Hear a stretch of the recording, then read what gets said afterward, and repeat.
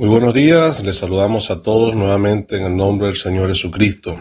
Hoy con algunos retrasos, sin embargo aún deseamos seguir compartiendo acerca de los sufrimientos del Señor Jesucristo, considerándolo a la luz de esas heridas que fueron hechas en su cuerpo.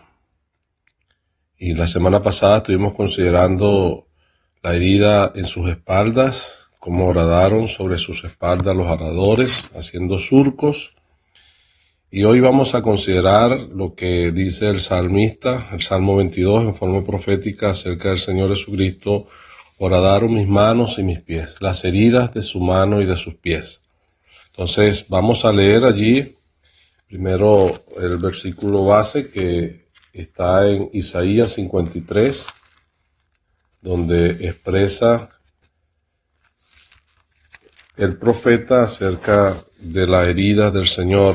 Dice Isaías capítulo 53, versículo 4, ciertamente llevó nuestras enfermedades y sufrió nuestros dolores, y nosotros le tuvimos por azotado, por herido de Dios y abatido. Mas él herido fue por nuestras rebeliones, molido por nuestros pecados, el castigo de nuestra paz fue sobre él, y por su llaga fuimos nosotros curados. También en el Salmo capítulo 22, versículo 16, dice, porque perros me han rodeado, me han cercado cuadrilla de malignos, horadaron mis manos y mis pies. También una última escritura en el Evangelio de Juan, capítulo 20 y el versículo 24.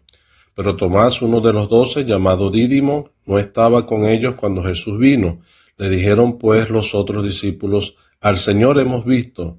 Y él les dijo, si no viene en su mano la señal de los clavos, y metiere mi dedo en el lugar de los clavos, y metiere mi mano en su costado, no creeré.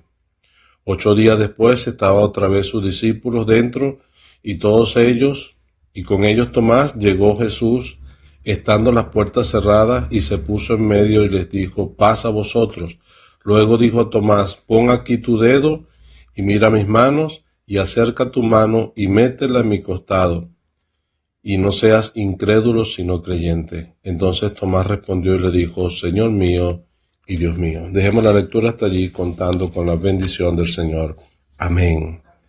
Bueno, como hemos estado considerando los sufrimientos del Señor Jesucristo, vistos a través de esas heridas que fueron hechas en su cuerpo. Él dio su cuerpo a los heridores y él realmente sufrió el dolor y padeció físicamente por nuestros pecados. Y hoy vamos a considerar lo que fueron las heridas en sus manos y en sus pies, a razón de que él fue crucificado. Para fijarlos a la cruz, sus manos y sus pies tuvieron que ser horadados, como dice el salmista. Fueron traspasados allí en aquel vil madero. Algunos explican que para dar cumplimiento a la escritura de que no fue quebrado hueso suyo, entonces no era posible que el clavo fuera clavado en la palma de su mano, ni tampoco en la parte frontal del pie, porque de haberlo hecho hubiese fracturado su hueso. Entonces, en virtud a los hallazgos arqueológicos de crucificados de aproximadamente esos tiempos, y dándole sentido a las escrituras, es muy posible que el Señor Jesucristo, los clavos con los cuales fueron fijados en la cruz, en la parte de la mano haya sido en la muñeca, justamente donde ahí los huesos que vienen del antebrazo forman un arco, donde cabe precisamente un clavo sin hacer fractura y que servía para sujetar. También es posible que el clavo en los pies haya sido unos clavos que se hayan colocado detrás del tobillo, donde también hay un hueso allí que hace un arco también y que puedes traspasar allí un clavo sin hacer fractura. De ser así, había un dolor intenso con unos calambres insoportables que efecto del clavo allí traspasando hacía incluso dificultoso el respirar. Y no llegamos a entender la profundidad del dolor físico que causaron aquellos clavos en la persona y el cuerpo del Señor Jesucristo. Por lo que leímos allí en el Evangelio, las palabras de Tomás, el grosor de aquellos clavos tenía que ser el de tamaño del dedo de un hombre, porque eso era lo que le estaba diciendo, que iba a meter su mano en aquellas señales que habían hecho los clavos. Pero aplicándolo de una manera sencilla, uno piensa las manos como señal de las obras. Y cuando pensamos en el Señor Jesucristo, recordamos, relacionado a sus manos, lo que dice el salmista, que los cielos y la tierra son obra de tus manos. Y también pensar en el que el Señor Jesucristo, todo el bien que Él hizo cuando estuvo aquí en la tierra, a los habitantes de aquella región de Palestina. Fueron manos que curaron a muchos enfermos, que levantaron muertos. Él extendió su mano para levantar a aquella niña, la hija de Jairo. Pero también pensamos que fueron las mismas manos que se extendieron para salvar a Pedro. Las manos que fueron horadadas por nuestras culpas en la cruz. Y considerar esta realidad, pensamos en la figura que dice la Biblia que para orar debemos levantar manos santas.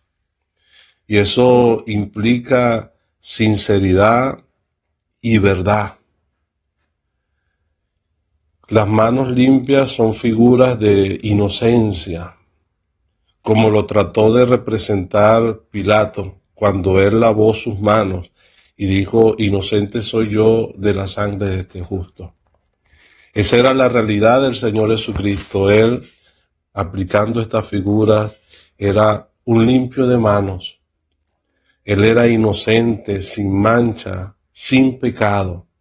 Y sin embargo, siendo aún de esa manera, sus manos fueron horadadas, traspasadas por nuestras culpas en la cruz. Él siendo el inocente, por nosotros se hizo culpable.